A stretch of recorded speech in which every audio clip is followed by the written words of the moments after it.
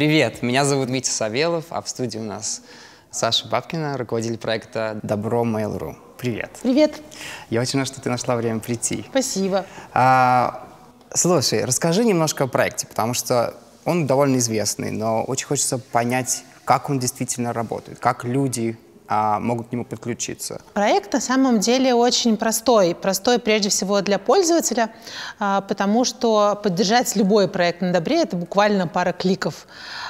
И что очень важно, и почему изначально создавалось Добро, нам было важно создать площадку, где человек мог бы помочь и точно знать, что его не обманывают, точно знать, что его вклад правда будет направлен на дело, именно на то, о чем был проект, именно тем, кому нужна помощь. Потому что, когда Добра еще не было, в социальных сетях было огромное количество информации, постов с просьбами о помощи.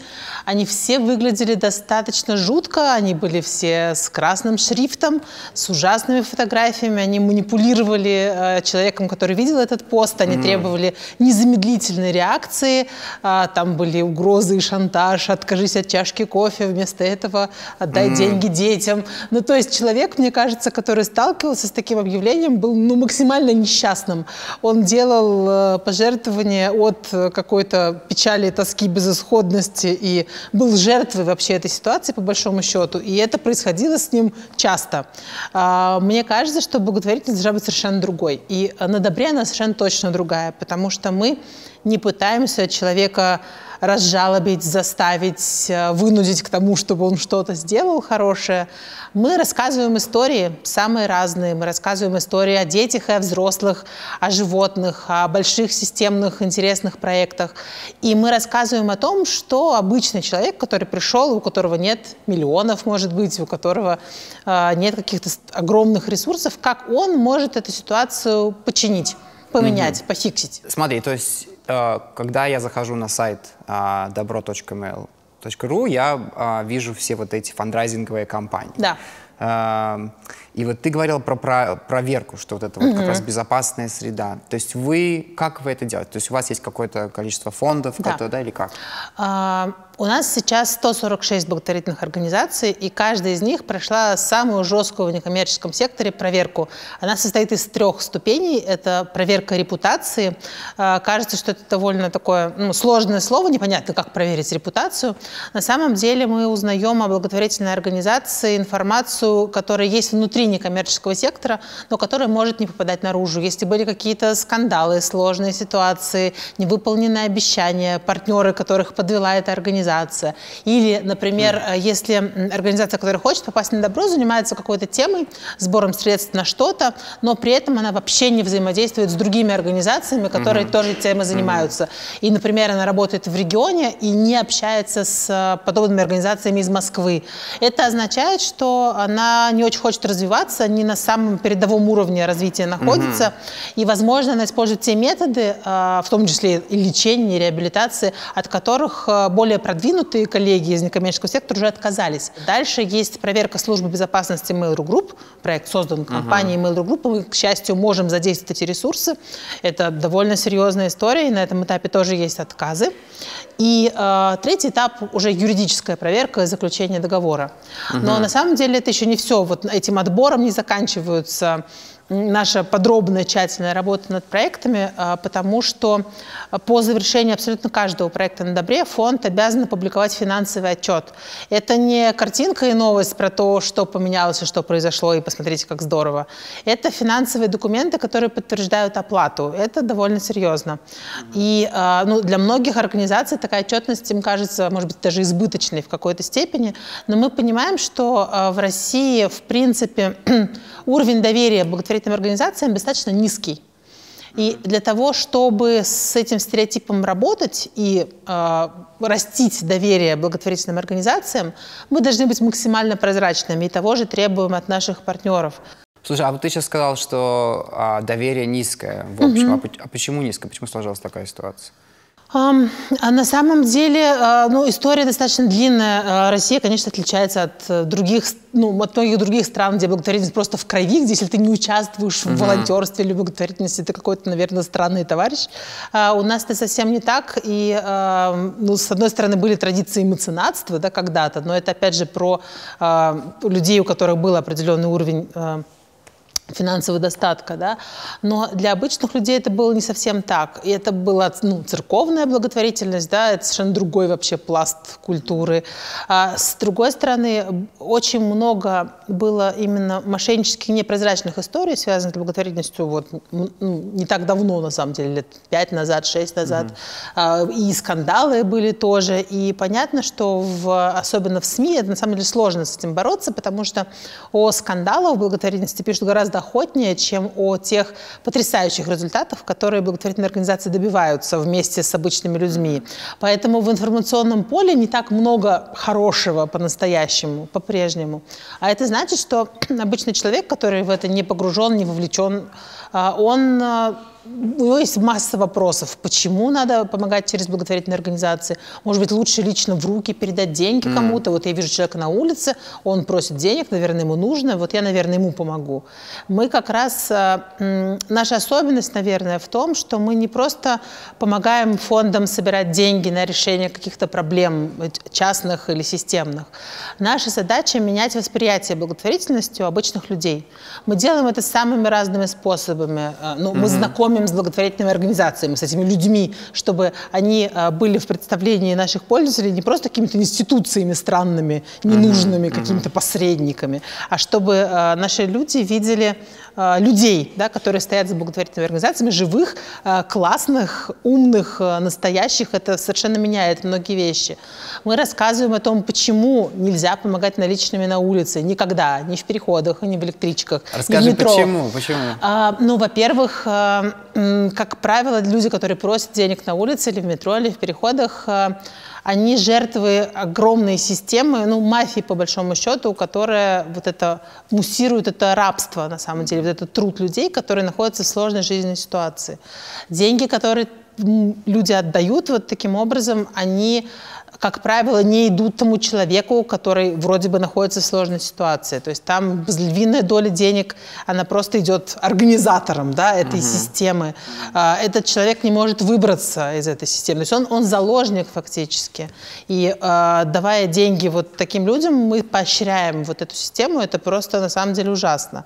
Гораздо круче, если вы видите человека, который просит денег, например, если это бездомный человек, дать ему информацию о том, куда обращаться в том городе, в котором вы живете, какие благотворительные организации занимаются помощью бездомным, чтобы человек мог помыться, переночевать, восстановить документы, потому что это вообще огромная, гигантская проблема бездомности в России, ну, просто огромная. С другой стороны, в последнее время очень серьезно увеличилось количество так называемых фондов, на самом деле не фондов, которые собирают деньги наличными на улице, они продают флажки и говорят, что эти деньги мы отдаем деткам. И это просто, на самом деле, ужасная история, потому что, опять же, это не благотворительные организации, честные организации благотворительные вообще не собирают наличные на улице никогда.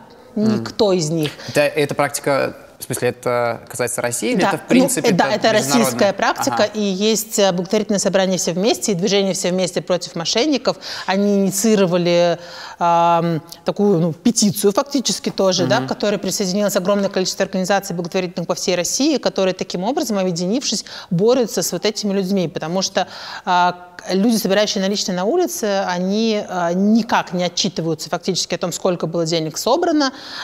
Очень часто используются вообще чужие истории, на которые они собирают деньги. Эти волонтеры, которые называют себя волонтерами, которые у метро собирают деньги, они на самом деле не волонтеры, потому что они получают эту зарплату. То есть это промоутеры, по большому счету. И деньги они получают в виде процента от того, что они собрали. Боль в том, на самом деле, что огромное количество людей откликаются. И огромное количество людей дают деньги. И к этому как раз охотно, к освещению вот этой мошеннической деятельности подключаются телеканалы. Но пока я не могу сказать, сказать, что я вижу, что меньше стало, да, вот этих вот странных ребят, и меньше стали люди сдавать, потому что кажется, что это простой способ помочь. Ну, то есть ты просто идешь мимо и просто даешь деньги, и не задумываешься на самом деле. Ты вроде бы сделал что-то хорошее. И вот тот путь, который должна благотворительность в России пройти в голове людей, это от вот такого спонтанного достал деньги и дал, а что там дальше, неизвестно, до более осознанной поддержки благотворительных организаций. Ну вот видишь, интересно, что, мне кажется, интернет-технологии, технологии, технологии, они позволяют, наконец, нам делать такие вещи, как обеспечить прозрачность, координированность людей, просвещение. То есть, наверное, благодаря, согласна ли ты, я не знаю, благодаря этому, может быть, и меняется, наконец, вот это отношение людей к благотворительности? Конечно, постепенно это происходит, потому что люди узнают, что, оказывается, можно проследить дальше путь, который проходит вот герой, например, да, о котором мы рассказываем. Ведь это же не просто краудфандинговый проект, да, вы собрали денег, что-то произошло, и все. Это же целая история, это жизнь людей, и там дальше что-то происходит за пределами от и до. И люди видят, что жизнь идет дальше, что что-то меняется, как правило, к счастью, оно меняется к лучшему, и это происходит благодаря твоему очень маленькому вкладу. Это очень круто. Добро, оно все про эволюцию и нашу вместе с пользователем, на самом деле, тоже. Change.org та же абсолютно тема в этом смысле, потому что когда я запускал Change.org в России почти 7 лет назад, то мы делали это тестом, это был тест. Мы не знали, сработает ли вообще такая технология, будет ли людям это нужно. Куча каких-то совершенно проблем, связанных с тем, что люди сами, в принципе, пессимистичны о том, что они могут что-то изменить. А особенно, в этом смысле здесь это может быть месседж немножко прямой, потому что люди помогают. То есть они видят, кто-то болеет раком, кому-то нужно какое-то специальное оборудование для жизнедеятельности и так далее. А тут другая история — это петиции, это некий такой онлайн-формат организации людей, когда, в общем, собственно, подписали петицию, а теперь нужно что-то делать дальше. В общем, это был такой довольно, для нас это был большой, путь новых знаний и откровений. Да, у нас тоже так. И с одной стороны, мы сами что-то узнали и дошли до какого-то уровня развития, но многие наши пользователи еще совсем на другом уровне, потому что у нас еще одна особенность нашей площадки в том, что к нам приходят заниматься благотворительностью те, кто до этого не делал никогда. И они тестируют, они пробуют, они перечисляют 3 рубля, 2 рубля и смотрят, как там мы с этим разберемся.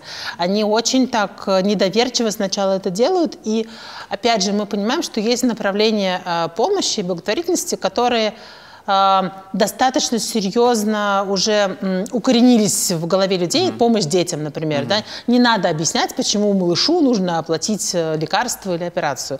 Все всем как будто бы понятно, нет проблем. Да? Люди идут и помогают. И тут наша задача сделать так, чтобы наши пользователи помогали взрослым. И вот у нас это на самом деле наша миссия. Уже вот 2-й год мы очень активно двигаем тему помощи взрослым в России. Начали мы это делать потому, что сначала мы просто видели, что если мы публикуем проект помощи взрослому, людям будут помогать кому угодно, только не ему. То есть невозможно. Потом мы сделали масштабное исследование вместе с фондом «Общественное мнение». Мы прямо посвятили его, таргетировали на помощь взрослым в России. И выяснилось, что меньше процента россиян готовы помогать взрослым, если есть выбор, если есть другие варианты. А варианты есть всегда. Варианты в смысле... Кому еще можно было бы помочь? То есть всегда у нас не бывает ситуации, когда у нас нет выбора. Он всегда, в общем-то, есть. Ты можешь помочь животным, а можешь диким, можешь бездомным, да каким угодно. У тебя вариантов всегда полно. И всегда оказалось, что вот при этом выборе взрослые всегда за бортом полностью. Более того, люди говорили о том, что они раньше посадят дерево или окажут профессиональные услуги бесплатно, чем они поддержат взрослого человека, который заболел. Интересно. И это, на самом деле, когда я увидела эту цифру реально по результатам исследования, для меня это было, это было шоком, правда, потому что, нет, я догадывалась, что все довольно плохо, но что это 0, то есть меньше процента, и это же говорит не только о том, что люди не знают о том, что можно помочь взрослым или что надо помогать взрослым. Это говорит о нашем восприятии ценности жизни своей и другого человека.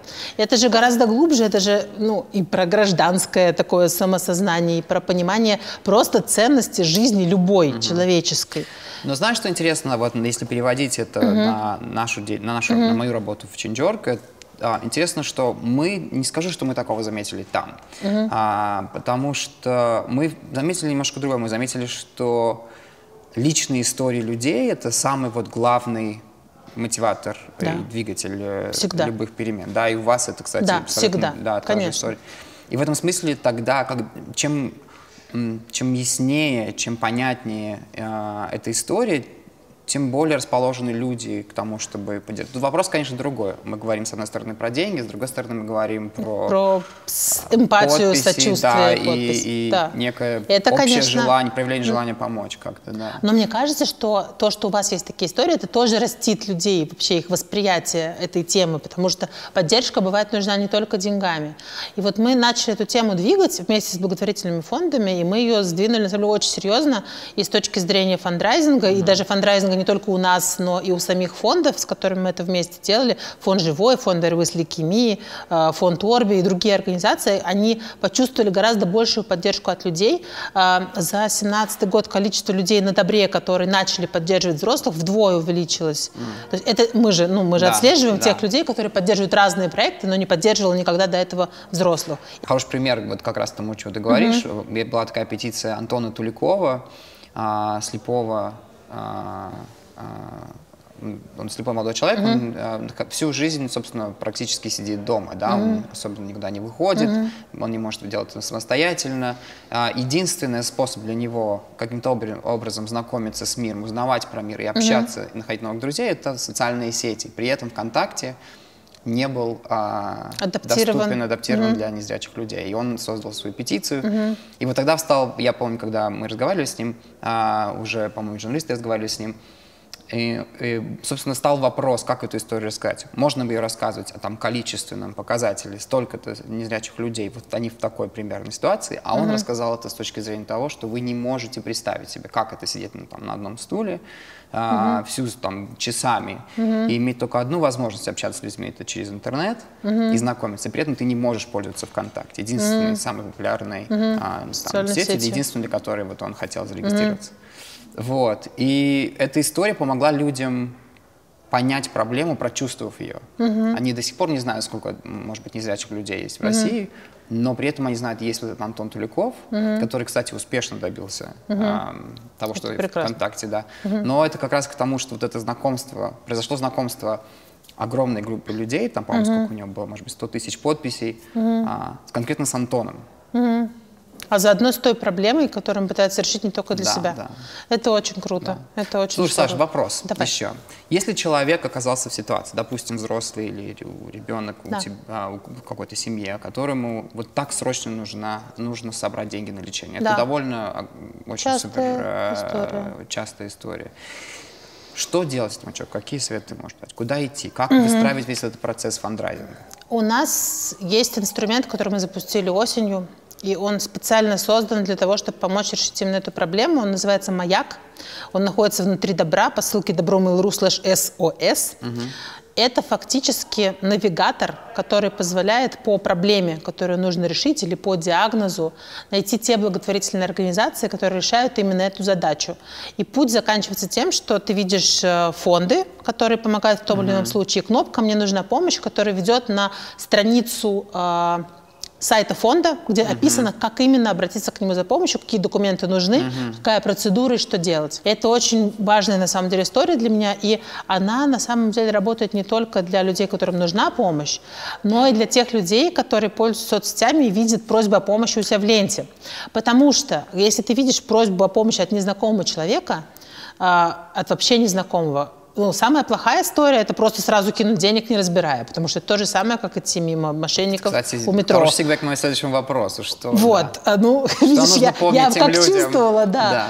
Конечно, не надо сразу отправлять денег, потому что, возможно, вы не только поддержите мошенников, но и сделаете что-то, в принципе, нехорошее. Например, поддержите лечение, которое человеку навредит. Так бывает, к сожалению, в случае частных сборов. Во-вторых, ни в коем случае не жмите репост сразу, потому что тем самым вы тут же распространите, если это мошенничество, то вы распространите злоумышленника, его информацию. Можно, правда, в этом случае в комментарии дать ссылку на Маяк, самому 2 раза кликнуть и показать, в какой фонд можно обратиться за помощью в этом случае. Потому что, если это мошенник, вы ничего не сделали плохого, да, и вы дали эту информацию. А если это люди, которым правда нужна помощь, а такие посты в социальных сетях тоже есть, нельзя говорить, что все частные сборы в соцсетях – это все мошенники. Это неправда. Потому что все равно наше здравоохранение устроено так, и фондов пока все равно не настолько много, и не все задачи они могут решить, что всегда останутся за бортом какие-то случаи, какие-то кейсы, истории человеческие, в которых нужна помощь обычных людей. И в этом случае вы, давая ссылку на фонд, куда можно обратиться за помощью, вы сокращаете для этих людей существенно время поиска этой информации. Потому что ведь фонд, вообще фонды, они не только для того, чтобы собрать деньги. Фонды, как правило, копят огромное количество знаний, маршрутов, механик, что делать в той или иной ситуации. Да. И вот эта информация, они могут помочь, и это иногда гораздо важнее, потому что они в том числе и, во-первых, они помогают получить помощь от государства. Это то, где нам, опять же, в поликлиниках или еще где-то людям не объясняют, как это лучше сделать, как это быстрее сделать, куда написать, какие документы. Фонды знают, как это делать, и они могут помочь как минимум этим еще до того, как вообще встает вопрос о каких-то сборах средств или еще о чем-то. Слушай, 2 последних вопроса есть. Уже, наверное, традиционных. Первый такой. Если бы ты могла изменить что-то в мире глобально, но только одно, что бы это было?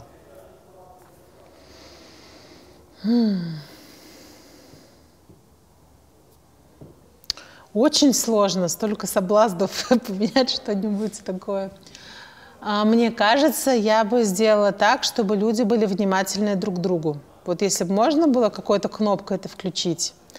Потому что когда у человека есть эмпатия, да, и навык какой-то того, что обращать внимание на других людей, мне кажется, это решило бы многие задачи одновременно и снизило количество каких-то жутких конфликтов, ну и бытовых в том числе. И, возможно, даже на государственном уровне, да, если бы люди просто лучше слушали друг друга, не пытались бы друг друга перекричать, переорать, перекрыть разными козырями, ядерными кнопками, наверное, их общение было бы гораздо более конструктивным и мирным в конечном итоге. Это очень важно, и я абсолютно с тобой согласен. И самое интересное и важное это то, что это исходит от тебя, человека, который работает в технологической компании. И в этом смысле, мне кажется, мы понимаем важность этого, особенно поскольку мы развиваем все эти инструменты онлайн, которые как раз наоборот говорят, потому что телефоны и компьютеры — это очень важный инструмент для коммуникации, для организации людей, для общения, для знакомства. Но при этом все-таки мы понимаем, насколько важно личное общение, внимание и поддержка друг друга именно вот так, лицом к лицу. Это совершенно так точно. Что, действительно. И второй вопрос, очень важный. Есть ли люди в современной России, история которых, тебе кажется, была бы очень важна тем, кто хочет что-то изменить к лучшему? Кто, собственно говоря, мог бы быть нашим следующим гостем? Я, конечно, долго ломала бы голову над этим вопросом, потому что таких людей вокруг меня, к счастью, огромное количество. В этом еще один кайф моей работы. Что такие, да, он очень толстый, вот такой примерно блокнот, потому что этих людей, правда, очень много. И я думала, кто был бы, может быть, интереснее твоей аудитории и тебе. Я не знаю, знаком ли ты с Настей Гулявиной. Она основатель Impact Hub в России. И это человек, который, мне кажется, одна из ее суперсил, если можно так сказать, это связывать разных очень крутых людей, которые делают что-то по-настоящему хорошее, содействовать развитию социального предпринимательства в России. Это даже круче, мне кажется, чем благотворительность в чистом виде, потому что это устойчивые, крутые проекты, которые одновременно влияют и на экономику, потому что это бизнес, а с другой стороны, это проекты, которые меняют мир, и в этом их ДНК, да, их ядро. Очень Мне важно. кажется, это потрясающе круто. Самодостаточные Да. инициативы. Да. И просто эти люди, которые вокруг Насти, вот вокруг на ее орбите находятся, и которым она помогает, которые помогают ей, мне кажется, это просто какой-то потрясающий, вообще совершенно потрясающие люди. И благодаря тому, что я знаю ее, я узнала огромное количество потрясающих людей, именно социальных предпринимателей. Мне кажется, что Настя просто тот человек, которого можно слушать бесконечно, от которого можно заряжаться просто вот так вот, Вот я очень надеюсь, ней. что услышат и зарядятся наши, Да, те, кто и нас смотрит. мне кажется, это будет просто безумно интересно и полезно. Супер. Спасибо огромное, Спасибо Саш. тебе. Спасибо огромное всем, кто Спасибо. смотрел. Был Митя Савелов, а в студии у нас, в гостях была Саша Бабкина, руководитель проекта «Добро Mail.ru». Спасибо, что смотрели, и надеюсь, что в следующий раз у нас также будет уже и Анастасия. Спасибо.